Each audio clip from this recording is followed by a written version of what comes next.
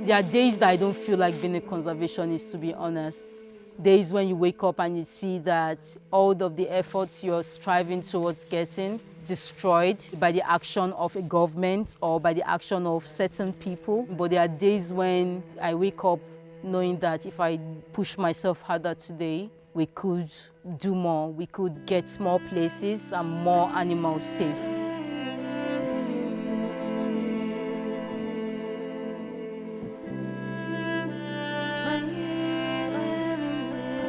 I started doing work investigating and looking at the distribution and current status of the Niger Delta red colobus monkey just about the same time when we're doing our work on the Nigerian Cameroon chimpanzee. Those two species, they became like the flagship species for our work to conserve areas, to conserve forests, and to conserve every other endangered species. Our priority at our project is actually to stabilize the population of the wildlife, specifically, of course, of chimpanzees.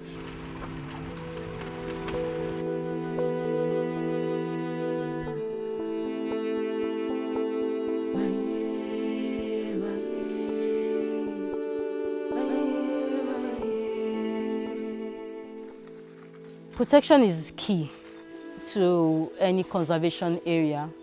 The rangers are the police of the forest. I always call them frontline conservationists because they are the first people that come in contact with the animals themselves. So they are able to make observation, collect information about the wildlife in the forest, and also to be able to defend the law that protects the site and the animals. There are at least 9 endangered species within the forest area where we are working to protect chimpanzees. So as we are protecting chimpanzees in the forest, we're also protecting other endangered species. Our father didn't know anything about the conservation. That is why they entering the forest, cutting the trees indiscriminately, killing the animals there, even the chimpanzee.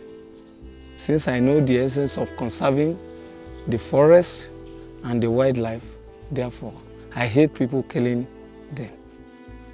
In the beginning, the pressure was really high from people who came against the project, people who wanted to do illegal stuff, and they faced armed gangs who attacked them with everything they've got. Them! Hey! To be so passionate about the cause, it's inspirational.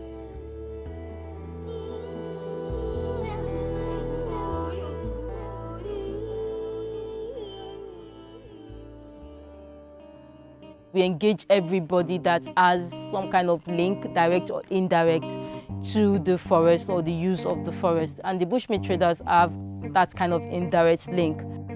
I do buy and sell to many parts of Nigeria. How many years now have you been doing this work? I've been doing this business something like 20 years. 20 years. In those 20 years, didn't you notice that the number of animals they supply you started reducing?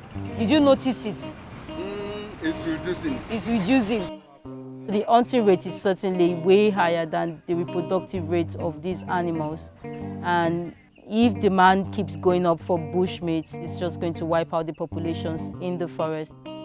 If you want to conserve chimpanzee today, you have to protect their home. In southwestern Nigeria, since 2007, I've seen over 90% of forests that I've traveled gone. It's unequaled anywhere else in the world, the rate at which there's been deforestation. If you destroy this forest now, don't think the chimpanzee in this forest they are going to go elsewhere. Where are they going to go? Where? Nigeria has really been disconnected to the importance of their forest and their wildlife. But the awareness is increasing, no matter how small it is. It's better than it used to be when I started out doing conservation.